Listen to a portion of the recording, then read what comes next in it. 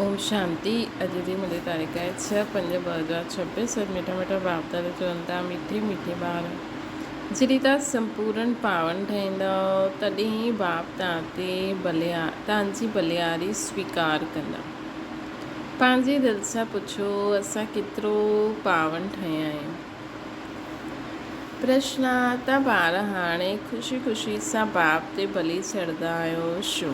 उत्तर आहे श्री तव्हां ॼाणंदा आहियो असां बलियारी वेंदा आहियूं त बाबा 21 जन्मनि जे लाइ बलियार वेंदा आहिनि। तव्हां ॿारनि खे इहे बि मालूम आहे कि हाणे हिन अविनाशी रुद्र ज्ञान यज्ञ में सभु मनुष्य मात्र खे स्वाहा थियणो आहे। हिन करे तव्हां पहिरियों ई ख़ुशी ख़ुशी सां पंहिंजो तन मन धन सभु कुझु बाबा वटि स्वाहा करे सफ़ल करो। गीता मुखड़ो ॾिसी वटि प्राणी। ओम शांति। शिव भॻवान वाचे ज़रूरु पंहिंजे ॿारनि प्रति नॉलेज सेखारींदा व श्रीमत ॾींदा। हे ॿार व हे प्राणी, शरीर सां प्राण निकिरी वेंदो व आत्मा निकिरी वेंदी हिकु ॻाल्हि आहे। हे प्राणी अथवा हे ॿार, तव्हां ॾिसो कि मुंहिंजे जीवन में केतिरा पाप हुया केतिरा पुण्य हुया।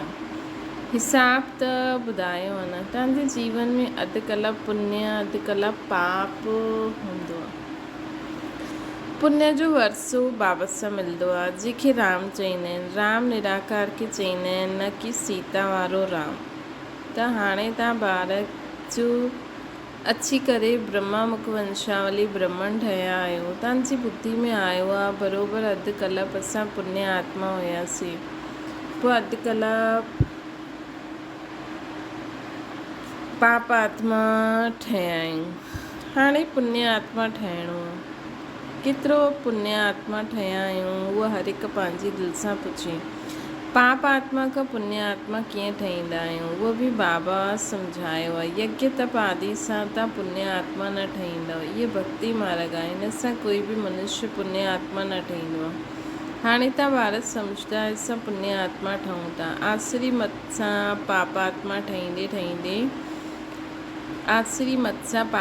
ठहींदे ठहींदे सीढ़ी उतरंदा आहियूं। केतिरो समय असां पुण्य आत्मा ठहींदा आहियूं बसि सुख जो वरसो वठंदा आहियूं। इहे कंहिंखे पतो न आहे। हुन बाप की यादि त सभी मनुष्य कंदा आहिनि। उन्हनि खे ई परम पिता परमात्मा चईंदा आहियूं। ब्रह्मा विष्णु शंकर खे परमात्मा न चईंदासीं, कंहिंखे परमात्मा न चई सघंदा आहियूं। भले हिन समय तव्हां प्रजापिता ब्रह्मा चईंदा आहियो, परंतु प्रजापिता खे कॾहिं भक्ति मार्ग में यादि न कंदा आहिनि। यादि हाणे पोइ बि निराकार बाप खे ई कंदा आहिनि।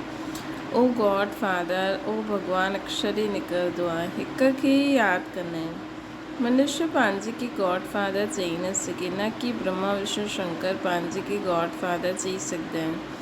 उन्हनि जे शरीर जो नाम त आहे न, हिकु ई गॉड फादर आहे। उन्हनि खे पंहिंजो शरीर न आहे। भक्ति मार्ग में बि शिव जी ॾाढी पूजा कंदा आहिनि।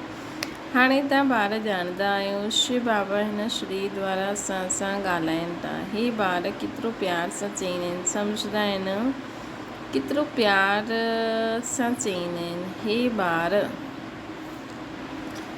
मां सर्व जो पतित पावन आहियां, सदगति दाता आहियां। मनुष्य बाप जी महिमा कंदा आहिनि, लेकिन उन्हनि खे पतो न आहे कि 5000 वर्ष पोइ बाबा ईंदा आहिनि।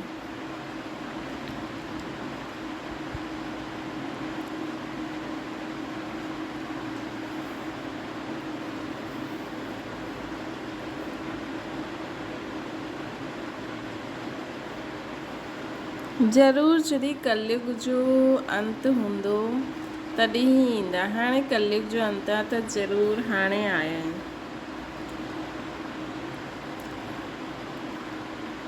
मतिलबु बाबा से कि 5000 साल में हिकु बार ई चार्ज करे सघंदा आहिनि। बाबा कॾहिं कॾहिं चईंदा आहिनि न, मां मथे वेठो वेठो ॾिसंदो आहियां।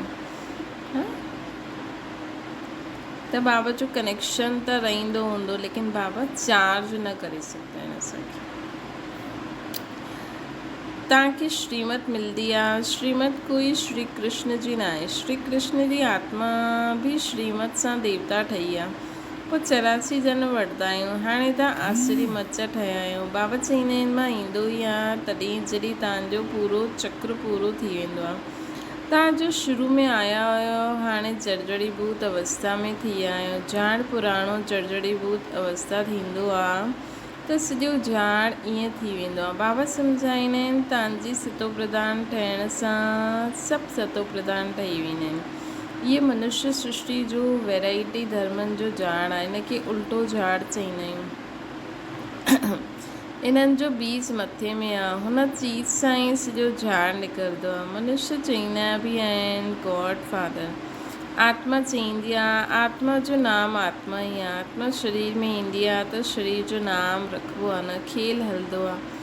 आत्माउनि जी दुनिया में खेल न हलंदो आहे। खेल जी जॻह ई आहे। नाटक में रोशनी आदि सभु थींदी आहे, बाक़ी जिते आत्माऊं रहंदियूं आहिनि हुते सूर्य चांद न आहे। ड्रामा जो खेल न हलंदो आहे। राति ॾींहुं हिते थींदो आहे। सूक्ष्म वतन मूल वतन में राति ॾींहुं न थींदो आहे। कर्म क्षेत्र त इहो ई आहे। हिन में मनुष्य सुठा कर्म बि कंदा आहिनि, बुरा कर्म बि कंदा आहिनि। सत्य त्रेता में सुठा कर्म थींदा आहिनि। श्री उते 5 विकार रूपी रावण जो राज्य ई न आहे। बाबा वेही कर्म अकर्म विकर्म जो राज ॿुधाईंदा आहिनि। कर्म त करिणो ई आहे। इहे कर्म क्षेत्र आहे। सत्य में जो मनुष्य कर्म कंदा आहिनि उहे अकर्म थी वेंदा आहिनि। हुते रावण राज्य ई न आहे। उन्हनि खे हेवन चइबो आहे। हिन समय हेवन आहे न। सत्युग में ये भारत हुयो, ॿियो कोई खंड हुयो ई न। हेवनली गॉड फादर चईंदा आहियूं त बाबा ज़रूरु हेवन ई रचंदा, है न। हेवनली गॉड फादर चईंदा आहिनि त हिन जो मतिलबु इहो न बाबा कोई हेवन में रहंदा आहिनि। हेवन ई रचंदा। ये सभु नेशन वारा ॼाणंदा आहिनि कि भारत प्राचीन देश हुयो। पहिरियों सिर्फ़ु भारत ई हुयो, ये कोई न ॼाणंदा आहिनि। हाणे त न आहे न, ये आहे ई 5000 वर्ष जी ॻाल्हि।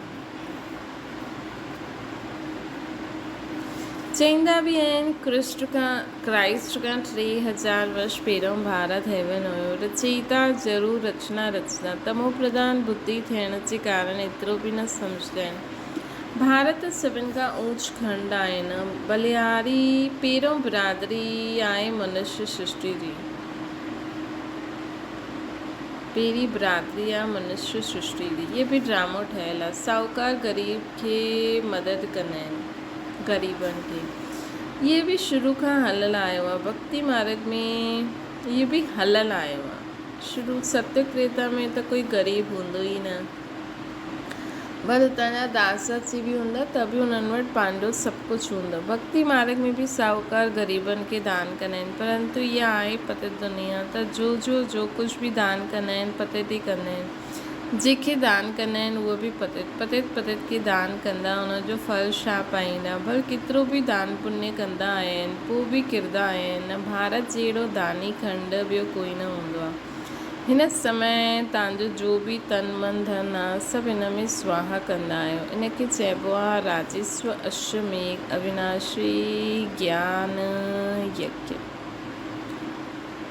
इनखे चइबो आहे राजस्व अश्वमेघ अविनाशी ज्ञान यज्ञ।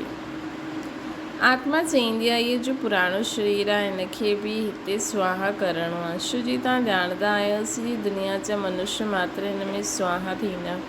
इन करे असां छो न ख़ुशी सां बाबा ते बलि चढ़ी वञूं। बलि चढ़ी वञो मतिलबु मरी न वञो, मतिलबु पुराणो सभु कुझु भुलिजी वञो। बाबा जी मत ते हलो। पुराणा संकल्प मत स्वभाव संस्कार सभु ख़तमु।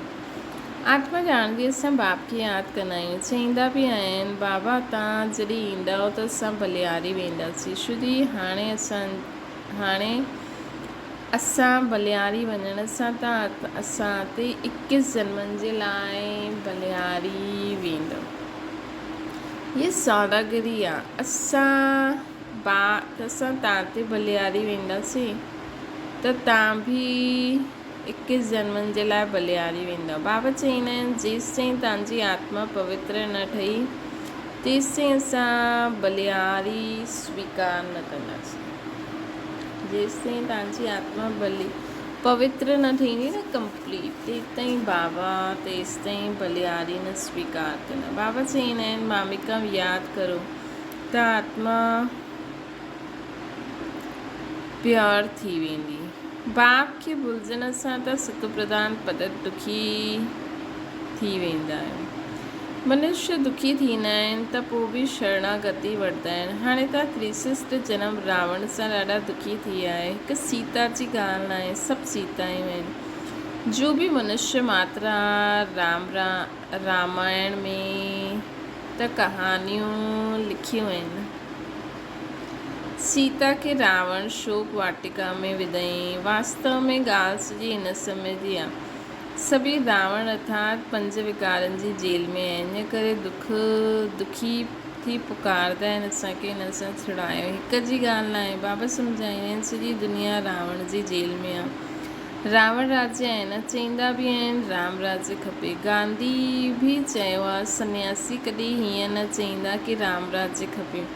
भारतवासी चईंदा आहिनि हिन समय आदि सनातन देवी देवता धर्म आहे न, ॿिया ब्रांचिस आहिनि। सतयुग हुयो, हिकु आदि सनातन देवी देवता धर्म हुयो। हाणे त उहो नाम ई बदिली छॾियो आहे। पंहिंजे धर्म खे भुलिजी ॿिए धर्म में कन्वर्ट थी विया आहिनि। मुस्लिम आया, केतिरा हिंदुअनि खे पंहिंजे धर्म में कन्वर्ट कया आहिनि। क्रिश्चन धर्म में बि ॾाढा कन्वर्ट थी विया आहिनि। इन करे भारतवासियुनि जी जनसंख्या कम थी वई आहे। न त भारतवासियुनि जी जनसंख्या सभिनि खां जास्ती हुजणी खपे। अनेक धर्मनि में कन्वर्ट थी विया आहिनि। जाते सुख ॾिसंदा आहिनि हुते हली वेंदा आहिनि। बाबा चईंदा आहिनि तव्हांजो जो आदि सनातन देवी देवता धर्म आहे उहो सभिनि खां ऊंच आहे। सतो प्रधान हुयो, हाणे उहो बदिली करे पोइ तमो प्रधान ठही आहे। हाणे तव्हां ॿार सम्झंदा आहियो ज्ञान सागर पतित पावन जंहिंखे सॾु कंदा आहिनि उहो ई सम्मुख पढ़ाइनि था असांखे। श्री बाबा उहो ज्ञान सागर प्रेम जो सागर आहे। क्राइस्ट जी अहिड़ी महिमा न कंदा। श्री कृष्ण खे ज्ञान सागर पतित पावन न चईंदासीं। सागर त हिकु ई थींदो हा शिव बाबा मतिलबु भॻवान ई सागर आहे। बाक़ी त मनुष्य तन वठंदा आहिनि त धीरे धीरे ज्ञान गुण शक्तियूं ख़तमु थींदी वेंदियूं आहिनि न। त सागर त हिकु ई आहे चारों तरफ़। वैसे दुनिया में बि सागर हिकु आहे, चारों तरफ़ ऑल राउंड सागर ई सागर आहे। 2 सागर न आहिनि। इहो मनुष्य सृष्टि जो नाटक आहे। हिन में सभिनि जो अलॻि अलॻि पार्ट आहे। बाबा चईंदा आहिनि मुंहिंजो कर्तव्य सभिनि खां अलॻि आहे। मां ज्ञान जो सागर आहियां। मूंखे तव्हां पुकारदा आहियो हे पतित पावन, पोइ चईंदा आहियो लिबरेटर। लिबरेट कंहिंसां कंदा आहिनि इहे बि कोई न ॼाणंदा आहिनि। तव्हां ॼाणंदा आहियो त सत्युग त्रेता में ॾाढा सुखी हुयासीं, हुनखे स्वर्ग चइबो आहे। हाणे त आहे ई नर्क। हिन करे पुकारदा आहिनि दुख सां लिबरेट करे सुखधाम में वठी हलो। बाबा खे चईंदा आहिनि सन्यासी कॾहिं न चईंदा कि फलानो स्वर्गवासी थियो, उहो पोइ चईंदा पार निर्वाण वियो। विलायत में बि चईंदा आहिनि लेफ्ट फॉर हेवनली अबॉर्ड।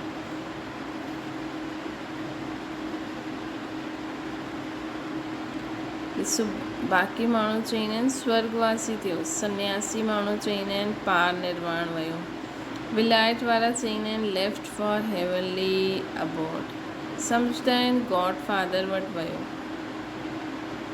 स्वर्ग में न गॉड फादर, वो गॉड के हेवन सम्झंदा आहिनि गॉड हेवन में आहे। हेवनली गॉड फादर चईंदा आहिनि बराबरि हेवन हुयो न, हाणे न आहे। हेल खां पोइ हेवन खपे।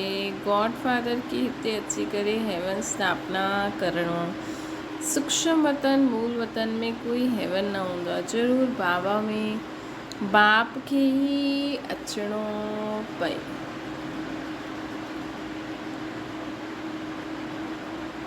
बाप चईंदा आहिनि मां अची करे प्रकृति जो आधार वठंदो आहियां। मुंहिंजो जनमु मनुष्य मुआफ़िक़ न आहे, मां गर्भ में न ईंदो आहियां। तव्हां हाणे गर्भ में ईंदा आहियो। सतयुग में गर्भ महल हूंदो आहे, छो जी उते कोई विक्रम हूंदो ई न आहे जो सॼा भोगे।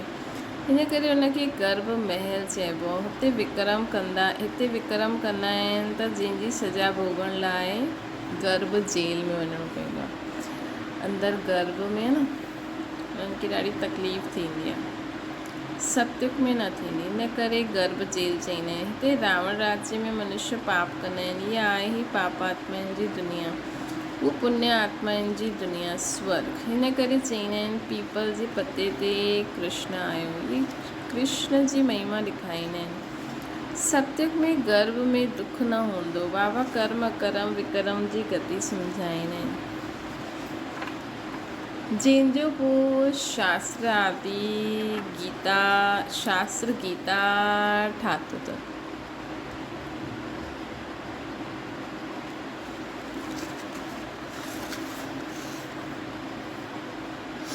है न, परंतु हुन में शिव भॻवान वाचे जे बदिले कृष्ण जो नाम विझी छॾियो अथनि। हाणे तव्हां ॼाणंदा असां बेहद जे बाप सां बेहद जे सुख जो वरसो वठंदा आहियूं। हाणे भारत रावण सां श्रापित आहियूं, इन करे दुर्गति थी वई आहे। इहो वॾो श्राप बि ड्रामा में नूंद आहे। रावण सां जो श्राप मिलंदो आहे। बाप अची करे वर ॾींदा आहिनि, आयुष्मान भव, पुत्रवान भव, संपत्तिवान भव। हाणे सुख जो वरसो बि सुख जो वरसो ॾींदा आहिनि। तव्हांखे अची करे पढ़ाईंदा आहिनि। जी पढ़ाई सां तव्हां देवता ठहींदा आहियो। इहा नई रचना थी हुई। ब्रह्मा द्वारा असांखे बाप पंहिंजो ठाहींदा आहिनि। गायल बि आहे न प्रजापिता ब्रह्मा, तव्हां हुननि जा ॿार ब्रह्म कुमार कुमारियूं ठहिया आहियो। ॾाढी सां वरसो बाप द्वारा वठंदा आहियो। अॻियां बि वरितो हुयो, हाणे वरी बाप आया आहिनि। बाप जा ॿार त पोइ बाप वठी वञणा खपनि। है न, असां बाप जा ॿार आहियूं त बाप वठी वञणा खपनि। परंतु गायल आहे प्रजापिता ब्रह्मा द्वारा मनुष्य सृष्टि जी स्थापना थी। त हिते ई थींदी न, आत्मा जे संबंध सां चईंदा आहिनि भाई भाई।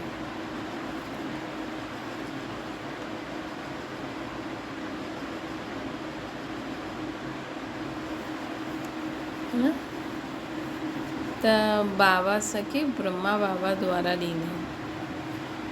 प्रजापिता ब्रह्मा जी संतान जे अनुसार असां सभु थी वियासीं भाव। आत्मा आत्मा भाई भाई, प्रजापिता ब्रह्मा जे हिसाब सां सभु थी वियासीं भाव। सभु एतिरा सारा भाउ, एतिरी सारी भेण। पूरी दुनिया खे मञे न मञे, लेकिन पूरी दुनिया में जो बि मनुष्य आत्मा जेके पुरुष चोलो आहे उहो भाण, जंहिं वटि पूरी स्त्री जो चोलो आहे उहो सभु भेण आहिनि। ऐं निराकारी रूप में असां सभु भाउ भाउ आहियूं। बसि ॿियो कोई संबंध ई न हुजणो खपे। हिन समय तव्हां सभु भाउ भेण आहियो। तव्हां बाप सां वरसो वरितो आहे, हाणे बि बाप सां वरसो वठो था। शिव बाबा चईंदा आहिनि मूंखे यादि करो। तव्हां आत्मा खे शिव बाबा खे यादि करिणो आहे। यादि करण सां तव्हां पावन ठहींदव। ॿियो कोई उपाय ई न आहे।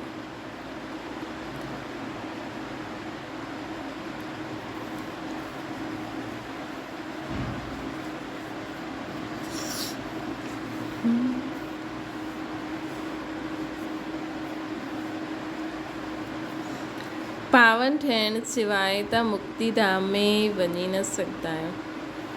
जीवन मुक्तिधाम में पहिरियों आदि सनातन देवी देवता धर्म हुयो, पोइ नंबरवार ॿिया धर्म आहिनि। बाबा अंत में अची करे सभिनि खे दुखनि सां मुक्त कंदा आहिनि।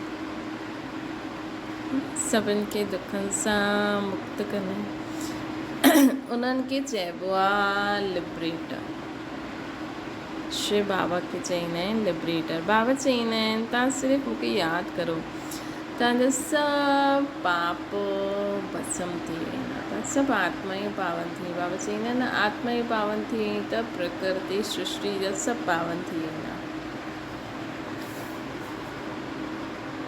ॿुधा सॾु बि कंदा आहियो, बाबा अचो असांखे असां पतितनि खे पावन ठाहियो। टीचर त पढ़ाईंदा आहिनि, हिन में चरित्र कंदा आहिनि छा? इहे बि पढ़ाई आहे। बाबा ज्ञान जो सागर ई अची करे असां सभिनि खे ज्ञान ॾींदा आहिनि। अच्छा, मीठी मीठी सिकिल जे ॿारनि प्रति माता पिता बाप दादा जो यादि प्यार ऐं गुड मॉर्निंग। रूहानी बाप जी सभिनि रूहानी ॿारनि खे नमस्ते। असांजी बि रूहानी माता पिता बाप दादा खे यादि प्यार गुड मॉर्निंग ऐं नमस्ते। धारणा जे लाइ मुख्य सार, करम अकरम विक्रम जी गति खे ॼाणे हाणे कोई विक्रम न करिणो आहे। कर्म क्षेत्र ते कर्म कंदे हुए विकारनि जो त्याग करणु ई विक्रम सां बचणो आहे।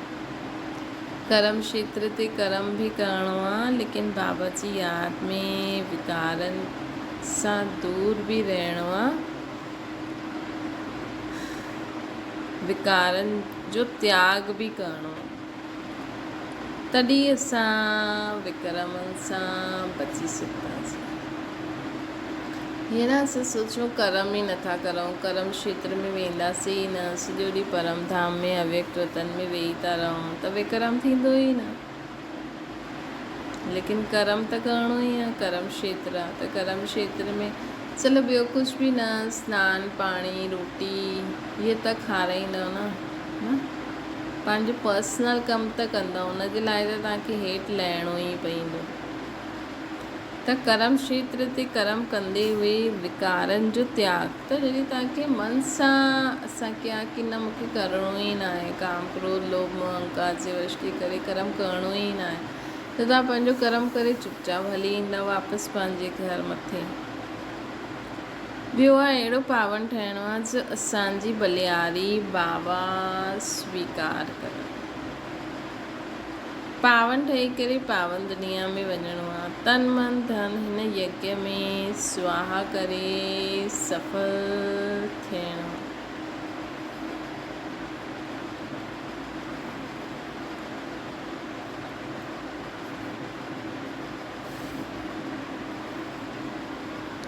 वरदाना नॉलेज जी लाइटमई द्वारा विघ्न विनाशक ठहिण वारा मास्टर नॉलेजफुल ठहो।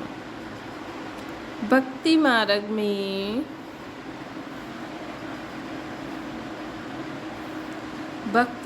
में गणेश के विघ्न विनाशक चई करे पूजदा आहिनि, साथ साथ उन्हनि खे मास्टर नॉलेजफुल अर्थात विद्यापति भी चईंदा आहिनि गणेश खे। त जो ॿार मास्टर नॉलेजफुल ठहींदा आहिनि उहो कॾहिं विघ्ननि सां हार न खाईंदा आहिनि। त मास्टर नॉलेज सम्झ अची वई इहा ॻाल्हि छो थी थिए, इन्हनि सां कीअं पार थियणो आहे, कहिड़ी शक्ति गुण सम्झ खे यूज़ करिणो आहे, त विघ्न सां हार न खाईंदा। छो जे नॉलेज खे लाइट माइट चईंदा आहिनि, जंहिंसां मंज़िल ते पहुचणु सहज थी वेंदो आहे। ईअं त जो विघ्न विनाशक आहे न, बाप सां गॾु सदा कंबाइन रहंदे हुए नॉलेज जो सिमरन कंदा रहंदा आहिनि। अहिड़ा जो विघ्न विनाशक हूंदा आहिनि उहे सदा बाप सां कंबाइंड रही नॉलेज जो सिमरन कंदा रहंदा आहिनि। उहे कॾहिं विघ्न सां हार न खाई सघंदा आहिनि, विघ्न हार न ठही सघंदा आहिनि। स्लोगन आहे अंदरि ॿाहिरि जो बि बुरायूं आहिनि उन्हनि खे संपूर्ण विल करे ॾियो। मतिलबु बाबा चईंदा आहिनि सभु कुझु मूंखे ॾियो त तव्हांजे अंदरि जो बि बुरायूं आहिनि उहो बि बाबा खे ॾेई छॾियो। कुझु ग़लती थी उहो बि बाबा खे ॾेई छॾियो, पोइ अॻियां खां सावधान थी रहो, तॾहिं तव्हां में उहो विल पावर ईंदी। अव्यक्त इशारो आहे, हाणे अनुभवी ठही ॿियनि खे बि अचल अॾोर ठाहिणो आहे। अनुभव कराइण जो समय आहे, हाणे खेल करण जो समय समाप्त थी वियो। हाणे सदा समृद्ध ठही निर्बल आत्माउनि खे समृद्ध ठाहींदा हलो।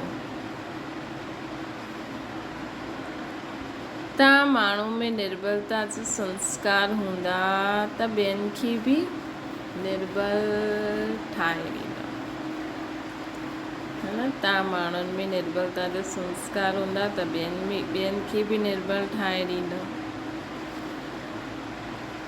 ज्ञान जी हर पॉइंट्स जो अनुभवी ठहण लाइ एकांतवासी ठहो, एकाग्रता जो अभ्यास वधायो।